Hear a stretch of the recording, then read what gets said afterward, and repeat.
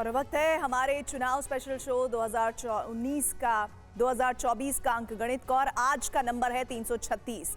इस नंबर का वास्ता हिंदुस्तान से नहीं बल्कि पड़ोसी पाकिस्तान से, यानी आज हम आपको पाकिस्तान का चुनावी अंक गणित दिखाएंगे, जहां नेशनल असेंबली की 336 में से 266 सीटों के लिए डायरेक्ट वोट डाले गए। तो 4 प्रांतों की प्रोविंशियल असेंबली यानी विधानसभा के लिए भी वोटिंग हुई और अब वोटों की गिनती जारी है। किसी भी वक्त पाकिस्तान के नए वजीर आजम यानी प्रधानमंत्री की तस्वीर साफ हो सकती है। वैसे हमेशा की तरह अब की बार भी पाकिस्तान का चुनाव फिक्स माना जा रहा है। दावे के मुताबिक पाकिस्तान की फौज ने इस बार नवाज शरीफ को सत्ता सौंपने का मन बनाया है। ऐसे में सवाल है कि क्या शरीफ की जीत महज रस्म की अदायगी होगी और कभी हमारे प्रधानमंत्री नरेंद्र मोदी से अच्छी केमिस्ट्री रखने वाली शरीफ के पाकिस्तान में गद्दी नशीन होने पर भारत से रिश्ते पर क्या असर पड़ेगा?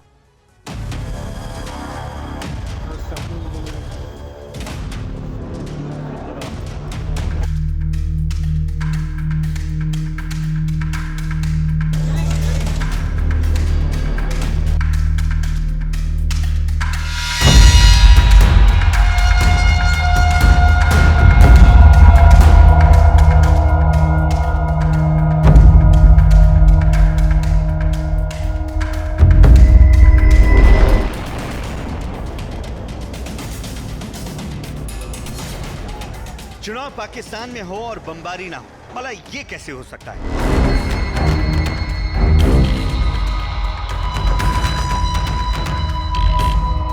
ऐसे में मुल्क की संसद, नेशनल असेंबली और 4 राज्यों की प्रोविंशियल असेंबली यानी प्रांतीय विधानसभाओं के चुनाव में भी बम फटे, गोलीबारी हुई, खून बहे और कई मारे गए। बमबारी के ये वाकये बलूचिस्तान और खैबर पख्तूनख्वा प्रांत में हुए।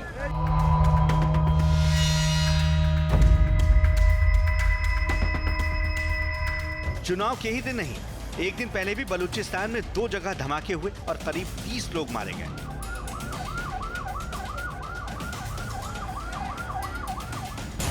चुनाव में तनाव ऐसा कि इंटरनेट और मोबाइल सेवा भी बंद कर दी गई। अफगानिस्तान और ईरान बॉर्डर को सील कर दिया गया। हिंसा, आगजनी और खून खराबे के बीच पूरी दुनिया की नजर पाकिस्तान के नतीजों पर है। पाकिस्तान के तकरीबन 24 करोड़ आवाम का नया प्रधानमंत्री कौन होगा, ये हिंदुस्तान के 140 करोड़ आवाम समेत दुनिया जानती है। शरीफ का निर्वासन से लौटना, भ्रष्टाचार के आरोपों से सजा का माफ होना, ये सब बगैर फौजी हुकूमत के इशारे के नामुमकिन था। ऐसे में अब शरीफ की ताजपोशी की उल्टी गिनती शुरू है। पाकिस्तान में दिखावे के लिए ही सही नवाज शरीफ के प्रधानमंत्री बनने का असर भारत के साथ रिश्तों पर पड़ना भी लाजमी है, क्योंकि नरेंद्र मोदी और नवाज शरीफ दोनों ने ही अतीत में आपसी रिश्तों में जबरदस्त गर्मजोशी दिखाई है। वैसे पाकिस्तान से रिश्ते सुधारने की कोशिश रंग नहीं आई तो भारत ने पाकिस्तान के आतंकियों को सुधारने के लिए सीमा पार कर सर्जिकल स्ट्राइक और एयर स्ट्राइक करने में भी कोताही नहीं बरती। मोदी शरीफ कब मिले, दोनों नेताओं ने रिश्ते सुधारने की खातिर क्या क्या किया, आपको दिखाएंगे। अभी आपको पाकिस्तान के चुनाव का अंक गणित दिखाते हैं। पाकिस्तान की संसद, नेशनल असेंबली में 336 सीटें हैं। इनमें से 266 सीटों पर सीधे चुनाव होते हैं, जबकि 60 सीटें महिलाओं के लिए और 10 सीटें गैर मुसलमानों के लिए आरक्षित हैं। ये 70 सीटें सीधे चुनाव में जीती गई सीटों के नतीजों के अनुपात में सियासी दलों में बांटी जाती हैं। पाकिस्तान की आबादी करीब 24 करोड़ है। इनमें से लगभग 13 करोड़ लोगों के नाम मतदाता सूची में दर्ज हैं। इन मतदाताओं में करीब 7 करोड़ पुरुष और 6 करोड़ महिलाएं हैं। पाकिस्तान की आबादी में 96% से ज्यादा मुस्लिम, करीब 1.5% ईसाई और 1.5% हिंदू हैं, जबकि 1% में अन्य धर्मों के लोग हैं। पाकिस्तान के 4 प्रांतों में प्रोविंशियल असेंबली यानी विधानसभा की कितनी सीटों के लिए वोटिंग हुई, इसका अंक गणित भी आपको दिखाएंगे। अभी आप पाकिस्तान के 4 शहरों से आई मतदान की तस्वीरें देखिए। इस्लामाबाद, लाहौर, कराची और पेशावर, हर जगह पाकिस्तानी मतदाताओं ने अपने सियासी मुस्तकबिल के लिए वोट डाले। पाकिस्तानी मतदाताओं ने सिर्फ मुल्क की संसद के लिए ही नहीं बल्कि 4 प्रांतों की विधानसभा पाकिस्तानी मतदाताओं ने सिर्फ मुल्क की संसद के लिए ही नहीं बल्कि 4 प्रांतों की विधानसभाओं के लिए भी वोट डाले। पाकिस्तान के 4 प्रांतों में विधानसभा के कुल 749 सीटें हैं। इनमें से 593 सीटों पर सीधे चुनाव हुए, जबकि 132 सीटें महिलाओं के लिए और 24 सीटें गैर मुसलमानों के लिए आरक्षित थी, जिन्हें नतीजों के आधार पर मनोनीत किया जाएगा। पाकिस्तान में प्रधानमंत्री पद की दावेदारी मुख्य रूप से दो नेताओं के बीच थी। पहले PMLN के प्रमुख नवाज शरीफ और दूसरे PPP के प्रमुख बिलावल भुट्टो जरदारी। बिलावल भुट्टो जरदारी नवाज शरीफ के छोटे भाई शहबाज शरीफ की अगुवाई वाली पिछली गठबंधन सरकार में विदेश मंत्री थे, लेकिन अब उनकी नजर प्रधानमंत्री कुर्सी पर है। इससे पहले पाकिस्तान की असली सरकार यानी आर्मी चीफ से पंगा लेकर इमरान खान हिट विकेट होकर हुकूमत की रेस से बाहर हो गए थे। पाकिस्तान के पूर्व army chief general Qamar Javed Bajwa की शह पर इमरान खान पाकिस्तान के प्रधानमंत्री के ओहदे पर तख्तनशी हुए और फिर बाजवा की आंखों की ऐसी किरकिरी बने कि फौज ने उन्हें तख्त से हटाकर ही दम लिया। अप्रैल 2022 में विपक्षी गठबंधन पाकिस्तानी डेमोक्रेटिक मूवमेंट PDM के अविश्वास प्रस्ताव में इमरान खान की कुर्सी चली गई। काफी नानुकुर के बाद इमरान ने इस्तीफा दिया तो PMLN नेता शहबाज शरीफ की अगुवाई में सतरंगी गठबंधन की हुकूमत कायम हुई। दिलचस्प बात यह है कि इस गठबंधन सरकार में एक दूसरे के कट्टर विरोधी रहे शरीफ खानदान की मुस्लिम लीग नवाज और बिलावल भुट्टो जरदारी खानदान की PPP और मौलाना फजलुर रहमान की JUIF ने हाथ मिलाया। इसके बाद इमरान खान के बुरे दिन शुरू हो गए। मई 2023 में तो हद हो गई जब इमरान खान की गिरफ्तारी के खिलाफ उनकी पार्टी PTI के कार्यकर्ता सड़क पर उतर आए।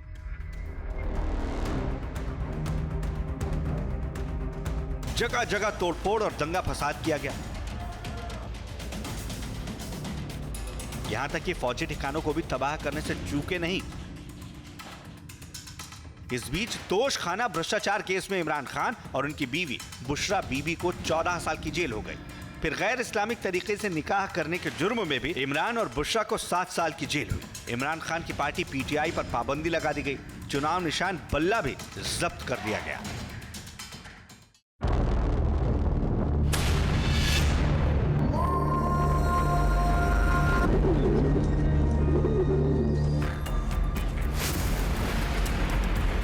इस बीच आसिम मुनीर पाकिस्तानी सेना के प्रमुख बने तो नवाज शरीफ के अच्छे दिन और इमरान खान के बुरे दिन आ गए। साल 2013 के चुनाव में जीत हासिल करने वाले नवाज शरीफ को साल 2017 में प्रधानमंत्री के पद से हटा दिया गया। साल 2018 में चुनाव से ठीक पहले बेटी मरियम नवाज और उन्हें करप्शन केस में 10 साल की सजा सुनाई गई और अब army chief general Asim Munir की सरपरस्ती में उन्हें अदालत ने इन करप्शन के केस से बरी कर दिया है। शरीफ की सत्ता में वापसी का रास्ता साफ होते ही शहबाज शरीफ सरकार ने असेंबली भंग कर दी। फिर पाकिस्तानी चुनाव आयोग के नियमों के मुताबिक अनवर उल हक काकर नए केयरटेकर PM बनाए गए, जिनकी अगुवाई में संसदीय और प्रांतीय चुनाव कराए गए। पाकिस्तान में बहुमत का आंकड़ा 169 है। 2018 के चुनाव में नवाज शरीफ की पार्टी PMLN को 64, इमरान खान की पार्टी PTI को 116 और बिलावल भुट्टो जरदारी की पार्टी PPP को 43 सीटें मिली थी, जबकि 2013 में PMLN को 126, PTI को 28 और PPP को 34 सीटें मिली थी।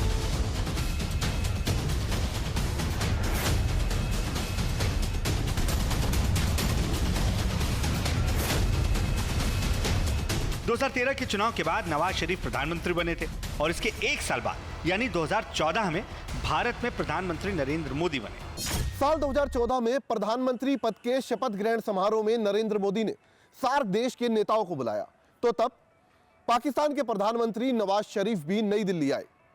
उस वक्त इसे भारत और पाकिस्तान के रिश्तों में नए दौर का आगाज माना गया। नवाज शरीफ और नरेंद्र मोदी में 5 मुलाकातें हो चुकी हैं। पहली बार दोनों नेता नई दिल्ली में मई 2014 में मिले।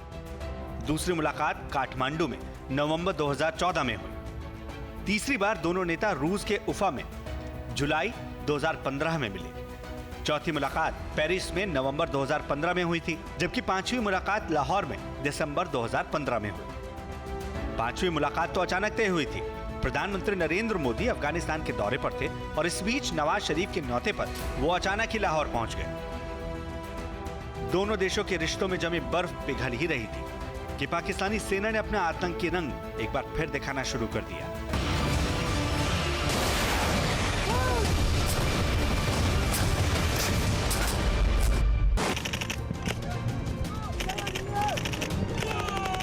लेकिन आतंकवाद की सबसे बड़ी पनाहगाह पाकिस्तान और उसकी फौज दोनों अपनी हरकतों से बाज नहीं आए। उसने सबसे पहले उरी आतंकी हमले को अंजाम दिया और फिर पुलवामा में अटैक किया, जिसका भारत ने ऐसा पलटवार किया कि पाकिस्तान की सिट्टी पिट्टी गुम हो गई। सितंबर 2016 जम्मू कश्मीर के उरी में पाकिस्तानी सेना के शह पर आतंकी हमला हुआ।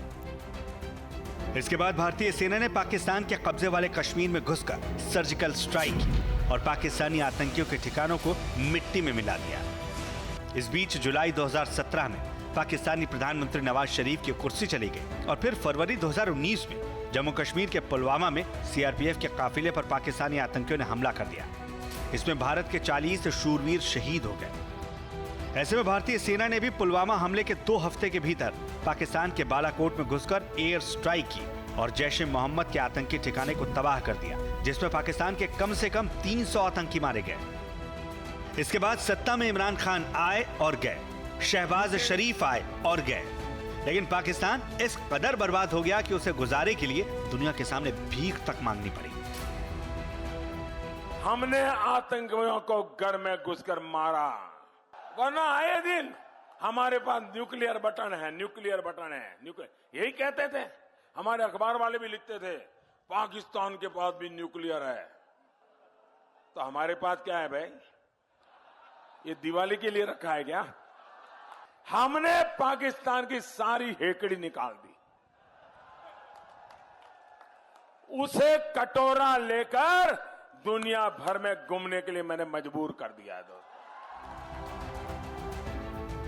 अभी पाकिस्तान का गुजारा अंतर्राष्ट्रीय मुद्रा कोष से 9 महीने के लिए मिले 83,000 करोड़ पाकिस्तानी रुपए के बेल आउट पैकेज पर चल रहा है, जो जल्द ही खत्म होने वाला है। पाकिस्तानी करेंसी का हाल यह है कि $1 अमेरिकी की कीमत 280 पाकिस्तानी रुपए के बराबर है। इलेक्शन कम और सिलेक्शन ज्यादा लग रहा है, क्योंकि जो पाकिस्तान की फौज है उसने कई दिनों से ये साफ कर दिया है कि इलेक्शन में क्या परिणाम चाह रहे हैं, और वो चाह रहे हैं कि नवाज शरीफ का सिलेक्शन हो। और जैसे आपने देखा कि इमरान खान जो पीटीआई जो उनकी पार्टी है, वो इस समय लग रहा है कि अगर फ्री और फेयर इलेक्शन होते तो शायद बहुमत उनको मिलता या सबसे बड़ी पार्टी वो बन के आती। ऐसे में अब सवाल ये कि क्या नई सरकार में पाकिस्तान के दिन बदलेंगे, या फिर जैसे इमरान की हुकूमत में पाकिस्तानी आवाम खाने पीने की चीजों के लिए मरने मारने पर उतारू थी, वो मंजर दोबारा देखने को मिलेगा। Bureau report, TV9 Bharatvarsh.